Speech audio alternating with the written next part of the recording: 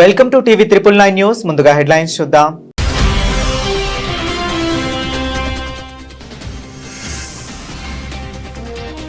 న్యూజిలాండ్లో 16 ఏళ్లలోపు పిల్లలకు social media నిషేధం. పార్లమెంట్లో కొత్త బిల్లు.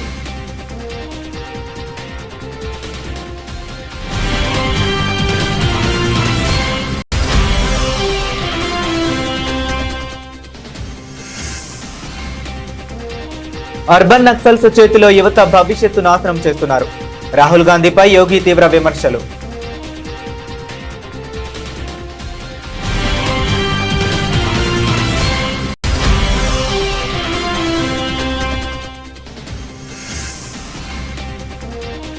తమిళనాడు అసెంబ్లీలో సీఎం విజయ్ సంచలన ప్రకటన. మహిళలు, ట్రాన్స్జెండర్లకు అన్ని ప్రభుత్వ బస్సుల్లో ఉచిత ప్రయాణం.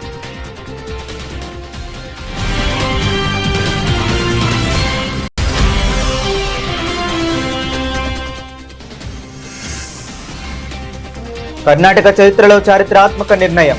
పాలక్కాడ్ నుంచి మైసూరు డివిజన్కు మంగళూరు షిఫ్ట్.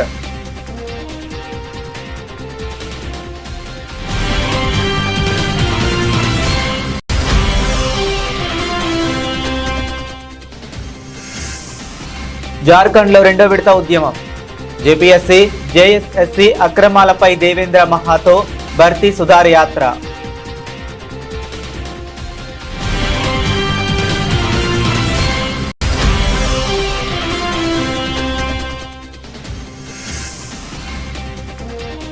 వర్షపు నీటిలో ఈదులాడుతున్న దేశ రాజధాని. ఢిల్లీలో స్తంభించిన జలమయం అయిన వీధులు.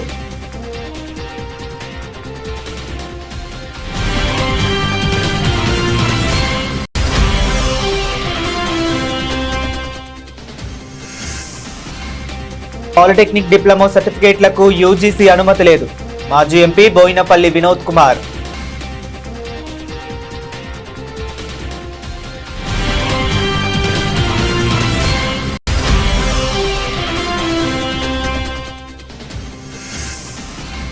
ఏలూరు జిల్లాలో నాన్ జిఎంఓ విత్తనాల విడుదల.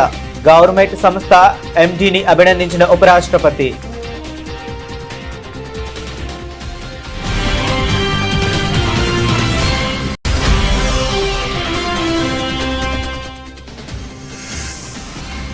పేదల సబ్సిడీని ఎత్తేసేందుకే స్మార్ట్ మీటర్ల కుట్ర. తెలంగాణ రక్షణ సేన అధ్యక్షురాలు కవిత ఆగ్రహం.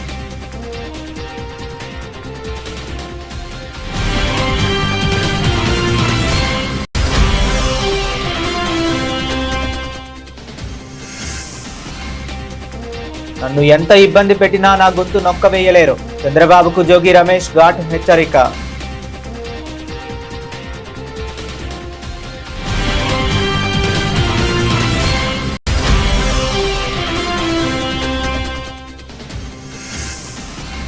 పీజీటీఐ ఆర్డర్ ఆఫ్ మెరిట్ ట్రోఫీ ఆవిష్కరణ. కపిల్ దేవ్, అమన్దీప్ జోల్ సమక్షంలో గ్రాండ్ ఈవెంట్.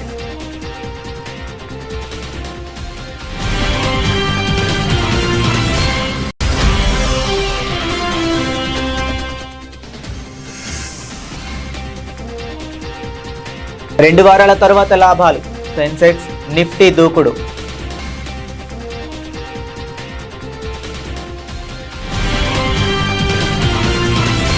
అంతర్జాతీయంగా సోషల్ మీడియా నియంత్రణ దిశగా మరో సంచలన అడుగు పడింది. 16 ఏళ్ల కంటే తక్కువ వయసు ఉన్న పిల్లలకు సోషల్ మీడియా వినియోగాన్ని నిషేధించేందుకు న్యూజిలాండ్ పార్లమెంట్లో ఒక నూతన బిల్లు రూపుదిద్దుకుంది. National party MP Catherine Wedd ఈ ప్రైవేటు మెంబర్ బిల్లును ప్రతిపాదించగా న్యూజిలాండ్ ప్రధాని క్రిస్టోఫర్ లక్సన్ దీనికి పూర్తి మద్దతు ప్రకటించారు. ఈ సందర్భంగా ప్రధాని లక్సన్ మాట్లాడుతూ పిల్లలపై సోషల్ మీడియా ప్రభావం తీవ్రంగా పడుతుందని, దాని నుంచి తమ పిల్లలను కాపాడుకోవటం తల్లిదండ్రులకు సవాలుగా మారిందని అనేక మంది ఆవేదన వ్యక్తం చేస్తున్నారని తెలిపారు. Parents are constantly telling us that they're really worried about the impact that social media is having on their children, and they say they're really struggling to manage access to social media. Now I'm here with National MP Catherine Wedd, who has launched an incredible bill, a members bill actually, to restrict social media for under 16-year-olds. That's right, Chris. This bill is about protecting children from online harm, including bullying, addiction and exposure to inappropriate content by restricting social media access for under 16-year-olds. It puts the onus on social media companies to verify that someone is over the age of 16 before they access social media platforms, and it mirrors the approach taken in Australia and follows work in other countries like the UK, the EU and Canada. Now, while parents have a role to play in monitoring what social media their children are on, the social media companies have a responsibility too. That's right. This is about protecting our children. It's about making sure that social media companies are playing their role in keeping all of our kids safe. Congress అగ్రనేత లోక్సభ ప్రతిపక్ష నాయకుడు రాహుల్ గాంధీ చేసిన మనుస్మృతి వ్యాఖ్యలపై ఉత్తరప్రదేశ్ ముఖ్యమంత్రి యోగి ఆదిత్యనాథ్ అత్యంత ఘాటుగా స్పందించారు. రాయ్ బరేలీ పర్యటనలో ఉన్న యోగి ఆదిత్యనాథ్ రాహుల్ గాంధీపై విమర్శలు శరాలు సంధించారు.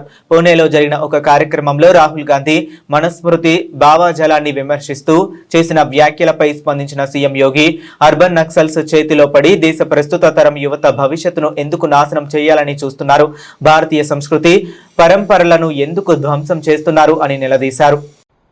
क्या कोई बहन भाई के बगैर है? क्या कोई पत्नी पति के बगैर अपने अस्तित्व को मानती है? और क्या कोई मां बेटे के बगैर अपने अस्तित्व को पूर्ण मानती है? अगर मनुस्मृति ने ये बात कही है, आप बताइए सही बात क्या है? और आप भारत के बच्चों को, भारत के नौनिहालों को उस दिशा में क्यों ले जाना चाहते हैं जहां पर किसी माता को या किसी अन्य व्यक्ति को बाद में लज्जित होकर के माफी मांगनी पड़े?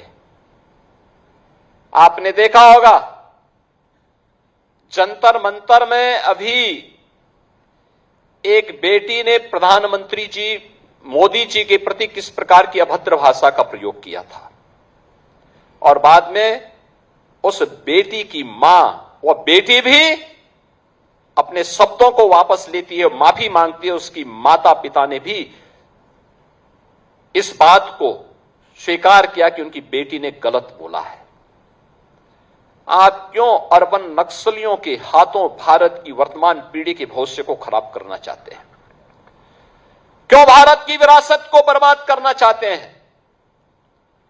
क्यों भारत के भविष्य के साथ खिलवाड़ करना चाहते हैं? తమిళనాడు రాజకీయాల్లో ప్రజా సంక్షేమ రంగంలో అత్యంత కీలకమైన పరిణామం చోటు చేసుకుంది. తమిళనాడు ముఖ్యమంత్రి సి జోసెఫ్ విజయ్ రాష్ట్ర శాసనసభలో మహిళలు మరియు ట్రాన్స్జెండర్ల కోసం ఉచిత బస్సు ప్రయాణ పథకాన్ని మరింత విస్తరిస్తున్నట్లు సంచలన ప్రకటన చేశారు.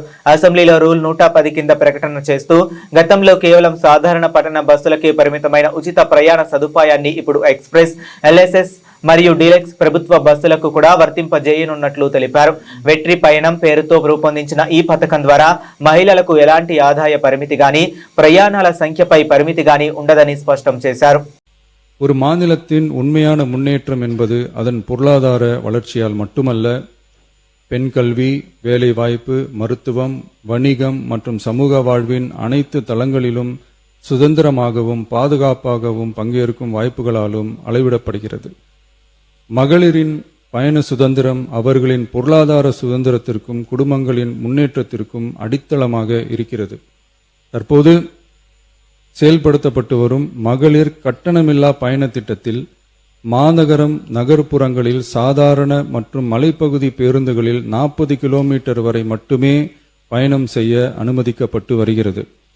எக்ஸ்பிரஸ், எல்எஸ்எஸ், டீலக்ஸ் பேருந்துகள் மற்றும் புறநகர் பேருந்துகளில் கட்டணமில்லா பயணம் அனுமதிக்கப்படுவதில்லை. தமிழ்நாட்டின் எந்த பகுதியிலும் வசிக்கும் ஒரு மகளிரும் போக்குவரத்து கட்டணத்தால் தமது வாய்ப்புகளை இழக்கக்கூடாது என்ற சமூக நீதி சிந்தனையை இவ்வரசு முதன்மையாக கொண்டுள்ளது.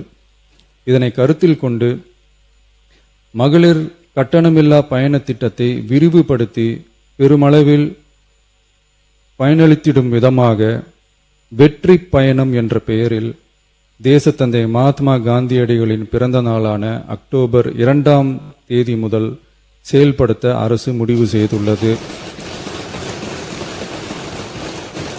కర్ణాటక రైల్వే రంగ చరిత్రలోనే ఒక ప్రధాన ఘట్టం చోటు చేసుకుంది. దశాబ్దాలుగా ఉన్న డిమాండ్కు తెరదించుతూ కేంద్ర ప్రభుత్వం ఒక కీలక నిర్ణయాన్ని తీసుకుంది. ఇప్పటి వరకు కేరళలో పలక్కడ్ రైల్వే డివిజన్ పరిధిలో ఉన్న మంగళూరును ఇకపై కర్ణాటకలోని మైసూరు డివిజన్లోకి మారుస్తున్నట్లు కేంద్ర రైల్వే శాఖ సహాయ మంత్రి వి తోమన్న అధికారికంగా ప్రకటించారు. ఈ నిర్ణయం కర్ణాటక రాష్ట్రానికి, ముఖ్యంగా స్థానిక కన్నడ ప్రజలకు ఎంతో ప్రయోజనకరంగా మారనుందని ఆయన తెలిపారు.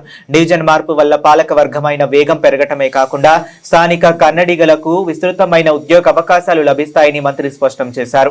ರಾಜ್ಯದ ಇತಿಹಾಸದಲ್ಲಿ ಇದೊಂದು ಐತಿಹಾಸಿಕವಾದ ತೀರ್ಮಾನ.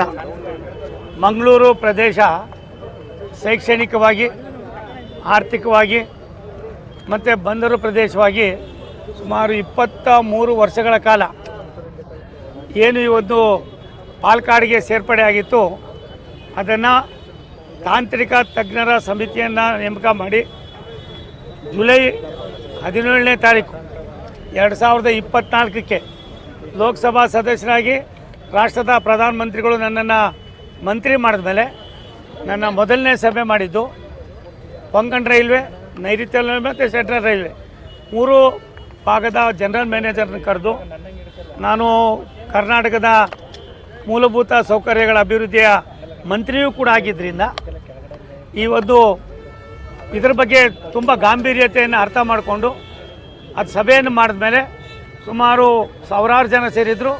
ಆ ಸಭೆಯಲ್ಲಿ ಅಲ್ಲಿಯ ಸ್ಥಳೀಯ ಲೋಕಸಭಾ ಸದಸ್ಯರಾದ ಸನ್ಮಾನ್ಯ ಬ್ರಿಜೇಶ್ ಚೌತ ಅವರು ಮತ್ತು ಕಾರವಾರದ ಲೋಕಸಭಾ ಸದಸ್ಯರಾದ ವಿಶ್ವೇಶ್ವರ ಹೆಗಡೆ ಕಾಗೇರಿಯವರು, ಉಡುಪಿ ಚಿಕ್ಕಮಗಳೂರಿನ ಲೋಕಸಭಾ ಸದಸ್ಯರಾದ ಸನ್ಮಾನ್ಯ ಪೂಜಾರಿ ಅವರು. జార్ఖండ్ రాష్ట్రంలో ఉద్యోగ నియామకాల అక్రమాలపై విద్యార్థుల నిరసన జ్వాలలు మరింత తీవ్రమవుతున్నాయి. జేఎస్ఎస్సి, సిజిఎల్, జేపీఎస్సి పోటీ పరీక్షల్లో అవకతవకలకు వ్యతిరేకంగా పోరాడుతున్న ప్రముఖ విద్యార్థి నాయకుడు దేవేంద్రనాథ్ మహాతో తన 2వ విడత ఉద్యమాన్ని భర్తీ సుధార్ యాత్ర పేరుతో ప్రారంభిస్తున్నట్లు ప్రకటించారు. విశేషం ఏంటంటే ఈ యాత్రను మాజీ ముఖ్యమంత్రి దివంగత నాయుడు శిబు సోరెన్ సొంత ఊరైన రామ్గఢ్ జిల్లాలోని నేమ్రా గ్రామం నుంచే ప్రారంభిస్తుండడం రాజకీయంగా ప్రాధాన్యత సంతరించుకుంది. ఈ సందర్భంగా దేవేంద్ర మహాతో మాట్లాడుతూ నేటి యువత కేవలం రాజకీయ చర్చలను లేదా హామీలను కోరుకోవటం లేదు, పారదర్శకమైన అవినీతి రహితమైన పరీక్షా వ్యవస్థ కోసం స్పష్టమైన పరిష్కారం కోరుతుంది అని స్పష్టం చేశారు. अब हम लोग इस आंदोलन को आगे एक महत्वपूर्ण नए चरण का ऐलान किए हैं. आगामी 24 अगस्त 2026 से भर्ती व्यवस्था सुधार यात्रा जो 2400 जिलों में होगी, जिसका हम लोग पूर्व में ही सूचना दे चुके हैं. लेकिन पूरे झारखंड प्रदेश के आम आवाम इस बात से के इंतजार में है कि कब कौन सा जिला पे कब ये यात्रा पहुंचेगी. और पूरे झारखंड के छात्र इस यात्रा से बहुत ही उत्सुक हैं और यह यात्रा से बहुत ही विश्वास है, उम्मीद है कि छात्रों को न्याय मिलेगा और यह संघर्ष एक महत्वपूर्ण संघर्ष साबित होगी. तो मैं तमाम झारखंड वासियों को सूचित करना चाहता हूं कि यह 24 अगस्त 2026 यानी दिन सोमवार को सुबह 11 बजे दिसुम गुरु शिबू सोरेन जी के पैतृक आवास नेमरा के लुकिया टाड़ में स्थित दिसुम गुरु शिबू सोरेन जी के प्रतिमा स्थल से वरिष्ठ सम्मानित पहान की उपस्थिति में झारखंड के तमाम आंदोलनकारियों को, शहीदों को नमन करते हुए राष्ट्रगान के साथ, मांदर के धुन के साथ और एक सकुआ का पौधा, वृक्ष का पौधा लगा करके पारंपरिक रीति रिवाज के अनुसार इस भर्ती व्यवस्था सुधार यात्रा का शुभारंभ किया जाएगा. దేశ రాజధాని న్యూఢిల్లీలో కురిసిన భారీ వర్షం నగర వాసులను తీవ్ర ఇబ్బందులకు గురిచేస్తుంది. ముఖ్యంగా దక్షిణ ఢిల్లీలోని సంగం విహార్ ప్రాంతంలో రహదారులు, చెరువులను తలపిస్తున్నాయి. కుండపోత వర్షం కారణంగా నిలిచిపోయిన మోకాళ్లలోతు నీటి గుండా విద్యార్థులు, స్థానికులు తీవ్ర ఇబ్బందులు పడుతూ రాకపోకలు సాగిస్తున్నారు. డ్రైనేజీ వ్యవస్థ సరిగ్గా లేకపోవడంతో వర్షపు నీరు రోడ్లపైనే నిలిచిపోతుందని, ప్రతిసారి వర్షం పడినప్పుడు ఇదే పరిస్థితి ఎదురవుతుందని స్థానికులు తీవ్ర ఆగ్రహం వ్యక్తం చేస్తున్నారు. పాఠశాలలకు వెళ్లే చిన్నారులు, ఉద్యోగులు ఈ జల దిగ్బంధంలో చిక్కుకుని తీవ్ర నరకయాతన అనుభవిస్తున్నారన్నారు.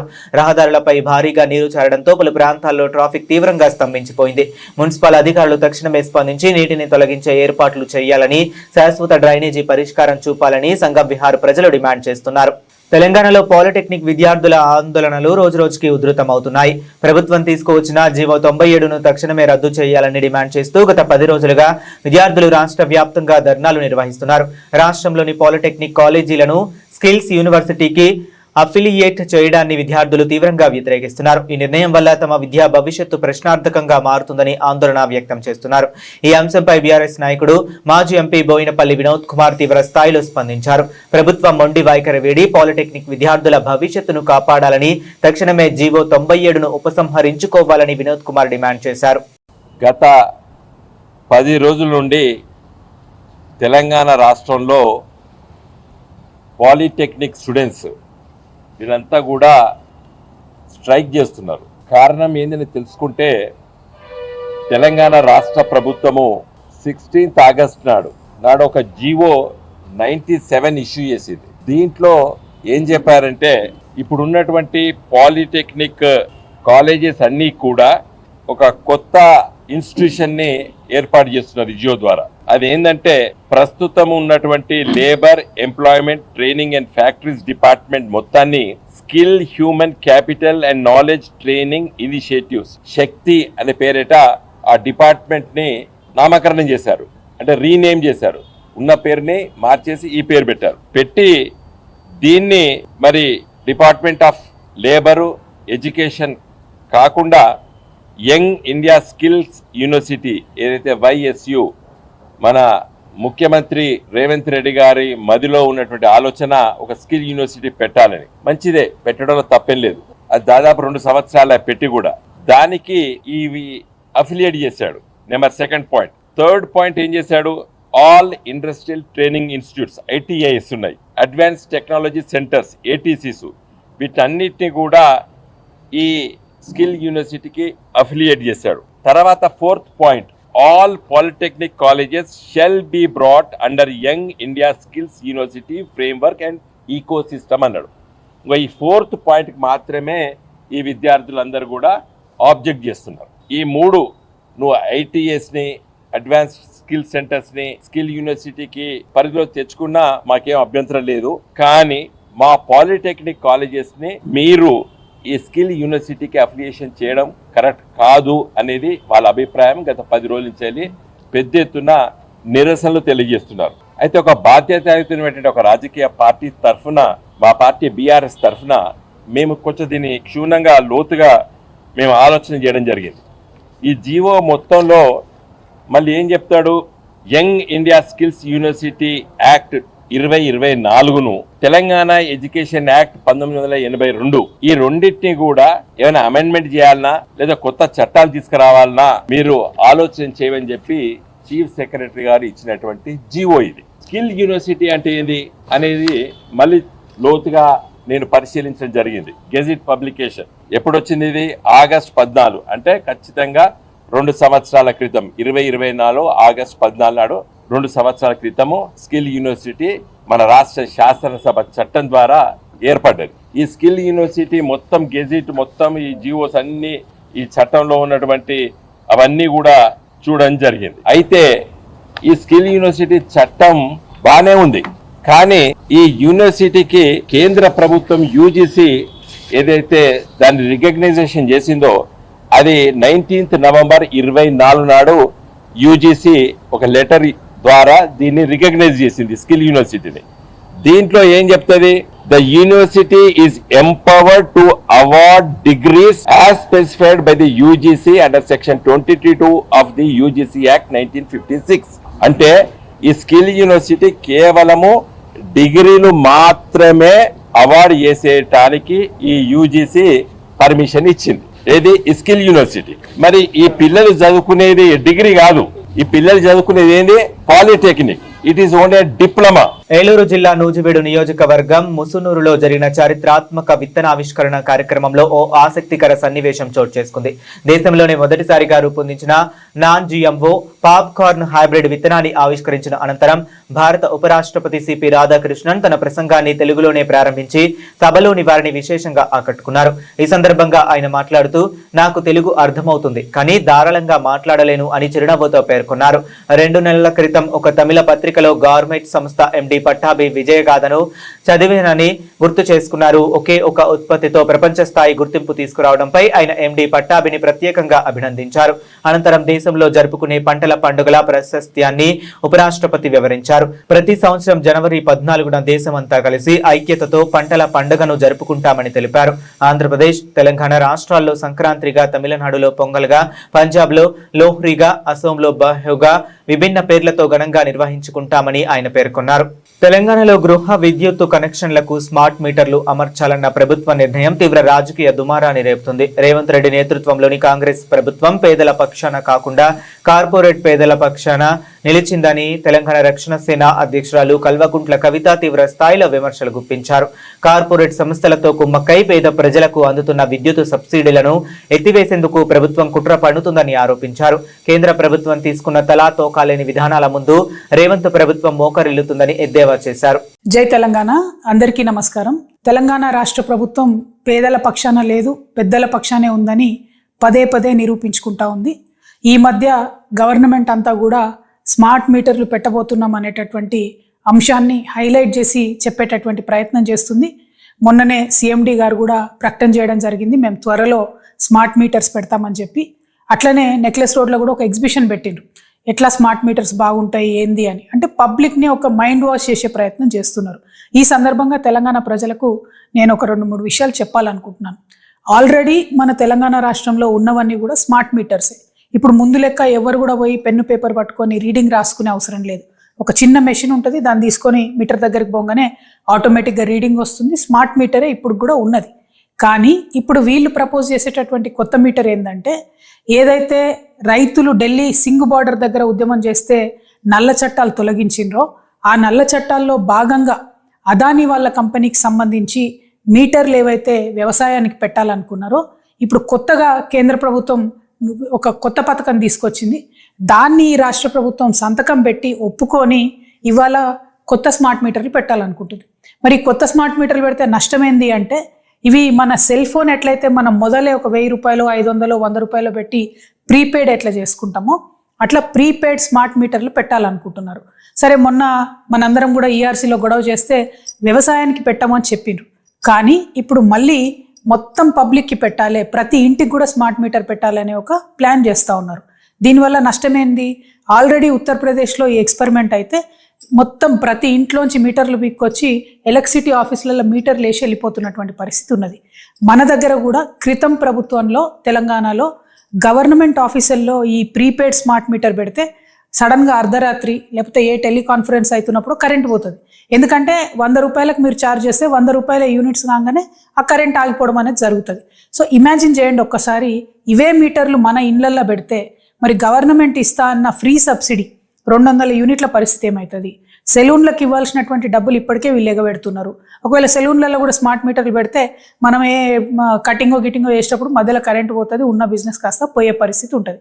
అంటే అల్టిమేట్గా కాంగ్రెస్ ప్రభుత్వం, రేవంత్ రెడ్డి గారి ప్రభుత్వం కేంద్ర ప్రభుత్వం ముందు మోకరిల్లి వాళ్ళు తీసుకొస్తున్నటువంటి తలాతోకలైనటువంటి పథకాలను అదానీ గారి బిజినెస్ని ఎంకరేజ్ చేయడానికి మాత్రమే వీళ్ళు ఇక్కడ స్మార్ట్ మీటర్లు పెడతామని చెప్తున్నారు. ఉన్న స్మార్ట్ మీటర్లను సరిగ్గా వాడుకొని ఉన్నటువంటి మొత్తం ఎలక్ట్రిసిటీ డిపార్ట్మెంట్ని ప్రాపర్గా వాడుకొని ఆర్టిజన్లను రెగ్యులరైజ్ చేసి కాంట్రాక్ట్ ఎంప్లాయీస్ని రెగ్యులరైజ్ చేసి ముందు 24 గంటలు కరెంటు మంచిగా ఇచ్చే ప్రయత్నం చేయండి. హైదరాబాద్ మహానగరంలోనే ఎప్పుడంటే అప్పుడు కరెంట్ పోయే పరిస్థితి ఉంది. ముందు దాన్ని సరి చేసుకోండి, ఆ తర్వాత కొత్త కొత్త పథకాలు ఆలోచించండి. ఎంతసేపు ప్రజల జేబులకు కత్తరేద్దామనేటటువంటి ఆలోచన తప్పితే ఈ కాంగ్రెస్ ప్రభుత్వానికి ప్రజలకు మంచి చేద్దామనే ఆలోచన కనబడతలేదు. కాబట్టి తెలంగాణ రక్షణ సేన నుండి మేము ఈ కొత్త స్మార్ట్ మీటర్లు పెట్టేటటువంటి పథకాన్ని తీవ్రంగా వ్యతిరేకిస్తున్నాం. దీనివల్ల మీరు ఇస్తున్నటువంటి ఎస్సీ ఎస్టీలకు అట్లనే సెలూన్లకు సబ్సిడీ ఎత్తేయాలనేటటువంటి ఆలోచన చేస్తున్నట్టుగా కనబడుతుంది. దీన్ని మేము జరగనివ్వము, దీన్ని మేము తీవ్రంగా వ్యతిరేకిస్తున్నాము. Thank you. జై తెలంగాణ. ఆంధ్రప్రదేశ్ రాజకీయాల్లో నాయకుల మధ్య మాటల తూట, వ్యక్తిగత ఆరోపణలు మరింత ముదురుతున్నాయి. ముఖ్యమంత్రి నారా చంద్రబాబు నాయుడిని లక్ష్యంగా చేసుకుని వైఎస్ఆర్సీపీ నేత మాజీ మంత్రి జోగి రమేష్ సంచలన వ్యాఖ్యలు చేశారు. తనపై మరియు తన కుటుంబంపై రాజకీయ కక్ష సాధింపు చర్యలు జరుగుతున్నాయని జోగి రమేష్ తీవ్ర స్థాయిలో మండిపడ్డారు. అసెంబ్లీలో ఏదో అన్నారనే నెపంతో బయటకు వచ్చి కన్నీళ్లు పెట్టుకున్న చంద్రబాబుకు ఇతరుల కుటుంబాల బాధలు అర్థం కావా అని ప్రశ్నించారు. నీ కుటుంబం లాగే నాకు ఒక కుటుంబం ఉందనే విషయాన్ని గుర్తుంచుకోవాలి అని వారు వ్యాఖ్యానించారు. తమ నివాసాలు, కుటుంబ వ్యవహారాలను రాజకీయంగా వాడుకుంటూ తీవ్ర ఇబ్బందులకు గురి చేసే ప్రయత్నం జరుగుతుందని ఆయన ఆరోపించారు. అంటే మీ కుటుంబాలేమో కుటుంబాలా, మా కుటుంబాలు కావా చంద్రబాబు నాయుడు గారు? నిన్నంటేనేమో అన్నారో లేదో తెలియదు, గిలగలా కొట్టుకొని ఏడ్చి బయటకు వచ్చావే.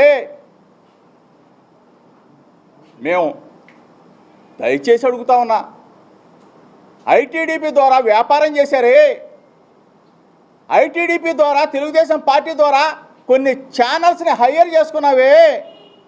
హైయర్ చేసుకొని నెల రోజుల పాటు పీఆర్పీ రేట్లు పెంచుకొని నా కుటుంబం మీద వ్యక్తిగతంగా వ్యాపారం చేసి అన్నం తింటున్న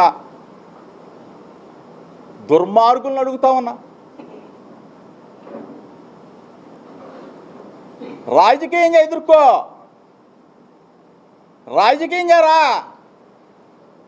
2 సంవత్సరాల 3 నెలల పాటు నువ్వు అధికారంలోకి వస్తే, మొట్టమొదటి నువ్వు అధికారంలోకి వచ్చిన తర్వాత 2 నెలలకే నా కుమారుడు రాజీవ్ని అరెస్టు చేయించావే, జైల్లో పెట్టించావే.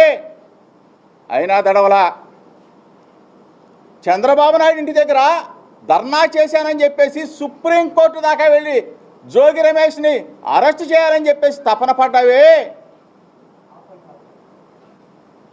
అయినా దడవలా. కల్తీ కేసు సృష్టించి 83 రోజుల పాటు నన్ను, నా తమ్ముడు రాముని జైల్లో నిర్బంధించావే, 3 జైలు తిప్పావే. అయినా దడవలా. జైలు నుంచి బయటకు వచ్చా, మరలా ప్రజా సమస్యల మీద చంద్రబాబు నాయుడు ఇంటికి వస్తానని చెప్పా, దడవల. కానీ జోగి రమేష్ గొంతు నొక్కాలా. జోగి రమేష్ గొంతు నొక్కినా, పేక పిసికినా ఈ గొంతు ఆగదని చెప్పేసి చంద్రబాబు నాయుడికి, లోకేష్కి ఇద్దరికి చెప్తా ఉన్నా. దయచేసి చాలామంది మిత్రులు అనుకుంటారు, ఎందుకు జోగి రమేష్ చంద్రబాబు నాయుడిని, లోకేష్ని టార్గెట్ చేశాడు, వాళ్ళ కుటుంబ విషయం కదా అని చెప్పి అనుకుంటారు. దయచేసి 2 రాష్ట్రాల తెలుగు ప్రజలు, ప్రపంచంలో ఉన్న తెలుగు ప్రజలందరూ కూడా గమనించాల. ఇది ఒక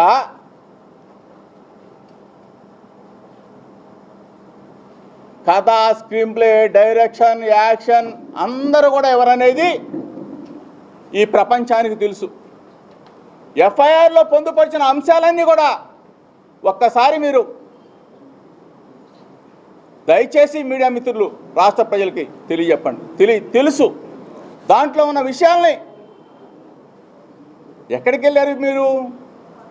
ఏ విధంగా జరిగింది? ఈ కుట్రకోణం ఎక్కడి నుంచి వచ్చింది? జోగి రమేష్ని మానసికంగా భారత గోల్ఫ్ రంగానికి సంబంధించిన ఒక విశేష వార్తతో ముందుకు వచ్చాం. ఇండియన్ ప్రొఫెషనల్ గోల్ఫ్ టూర్ సరికొత్త ఆర్డర్ ఆఫ్ మెరిట్ ట్రోఫీని అత్యంత వైభవంగా ఆవిష్కరించింది. భారత క్రికెట్ దిగ్గజం ద గ్రేట్ కపిల్ దేవ్ మరియు PGTI chief executive officer Amandeep జోనల్ సంయుక్తంగా ఈ ప్రతిష్టాత్మక ట్రోఫీని మీడియా సమక్షంలో విడుదల చేశారు. ఈ సందర్భంగా కపిల్ దేవ్ మాట్లాడుతూ, భారత గోల్ఫ్ క్రీడాకారుల ప్రతిభను అంతర్జాతీయ స్థాయికి తీసుకువెళ్లడంతో పీజీటీఐ విశేష కృషి చేస్తుందని కొనియాడారు. ఈ కొత్త ట్రోఫీ యంగ్ ప్రొఫెషనల్ గోల్ఫర్లలో మరింత కసిని మరియు క్రీడా స్ఫూర్తిని నింపుతుందని ఆయన విశ్వాసం వ్యక్తం చేశారు. ప్రతి ఏటా దేశవ్యాప్తంగా జరిగే పీజీటీఐ టోర్నమెంట్లలో అత్యుత్తమ ప్రతిభ కనబరిచి అత్యధిక పాయింట్లు, ర్యాంకింగ్ సాధించిన గోల్ఫర్కు సీజన్ ముగింపులో ఈ ఆర్డర్ ఆఫ్ మెరిట్ ట్రోఫీని అందజేస్తారు. రాబోయే సీజన్లో ఆటగాళ్లకు ఈ విజేత ట్రోఫీ ప్రధాన ఆకర్షణగా నిలవనుంది. వరుసగా 2 వారాల పాటు నష్టాలను చవిచూసిన దేశీయ స్టాక్ మార్కెట్లకు సోమవారం ఊరట లభించింది. అంతర్జాతీయంగా ముడి చమురు ధరలు 2% వరకు తగ్గడంతో సూచీలు లాభాలతో ప్రారంభమయ్యాయి. ఉదయం ట్రేడింగ్ మొదలైనప్పుడు బీఎస్ఈ సెన్సెక్స్ 88 పాయింట్ల లాభంతో 77,629 వద్ద ఎన్ఎస్ఈ నిఫ్టీ 33 పాయింట్ల లాభంతో 24,285 వద్ద ట్రేడ్ అయ్యాయి. సోమవారం నాటి ట్రేడింగ్ లో రంగాల వారీగా చూస్తే మెటల్ షేర్లలో కొనుగోళ్లు సందడి కనిపించింది. నిఫ్టీ మెటల్ ఇండెక్స్ దాదాపు 1% లాభపడింది. అదేవిధంగా Nifty media, oil, gas, IT, auto, private బ్యాంకులు, ఫైనాన్షియల్ సర్వీసెస్ సూచీలు కూడా సానుకూలంగా కదలాడుతున్నాయి. అయితే Nifty health care, pharma, FMCG, reality రంగాల పేర్లు మాత్రం నష్టాల్లో ట్రేడ్ అవుతున్నాయి. విశ్లేషకుల అంచనా ప్రకారం సమీప భవిష్యత్తులో నిఫ్టీ 24,200 నుంచి 24,600 పాయింట్ల మధ్య పరిమిత శ్రేణిలో కదలాడవచ్చు.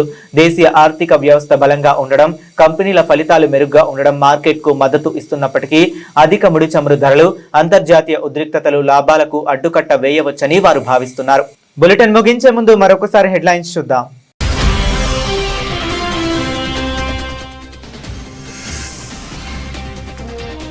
న్యూజిలాండ్లో 16 ఏళ్లలోపు పిల్లలకు సోషల్ మీడియా నిషేధం. పార్లమెంట్లో కొత్త బిల్లు.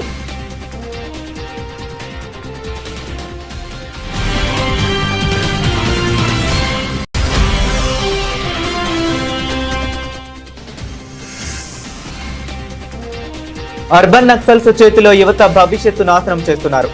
రాహుల్ గాంధీపై యోగి తీవ్ర విమర్శలు.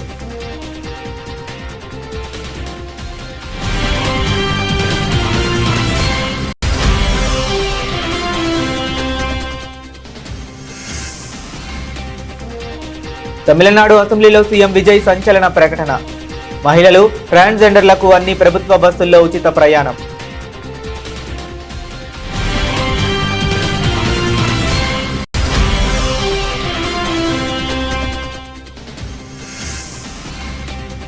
కర్ణాటక చరిత్రలో చారిత్రాత్మక నిర్ణయం. పాలక్కాడ్ నుంచి మైసూరు డివిజన్ కు మంగళూరు షిఫ్ట్.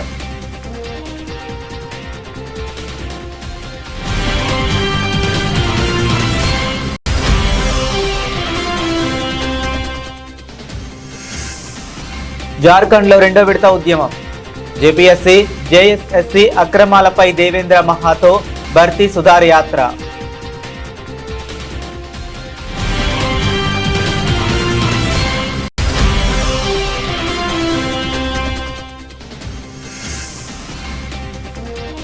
వర్షపు నీటిలో ఈదులాడుతున్న దేశ రాజధాని. ఢిల్లీలో స్తంభించిన జలమయం అయిన వీధులు.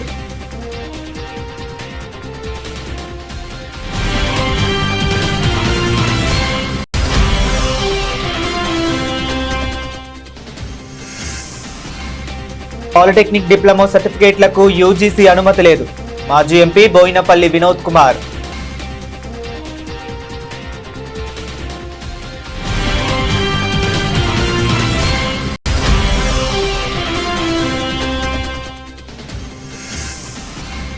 ఏలూరు జిల్లాలో నాన్ జిఎంఓ విత్తనాల విడుదల. గవర్నమెంట్ సంస్థ ఎండీని అభినందించిన ఉపరాష్ట్రపతి.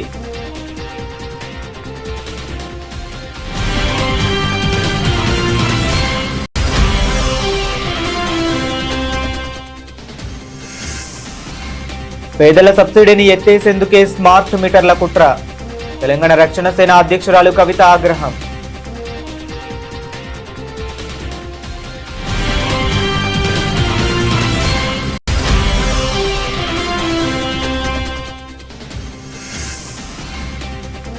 నన్ను ఎంత ఇబ్బంది పెట్టినా నా గొంతు నొక్కవేయలేరు. చంద్రబాబుకు జోగి రమేష్ ఘాట్ హెచ్చరిక.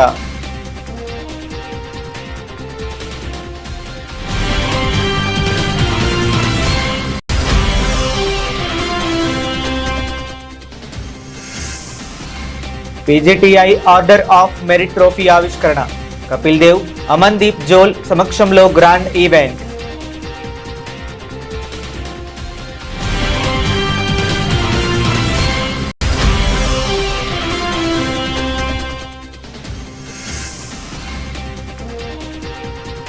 రెండు వారాల తర్వాత లాభాలు. సెన్సెక్స్, నిఫ్టీ దూకుడు.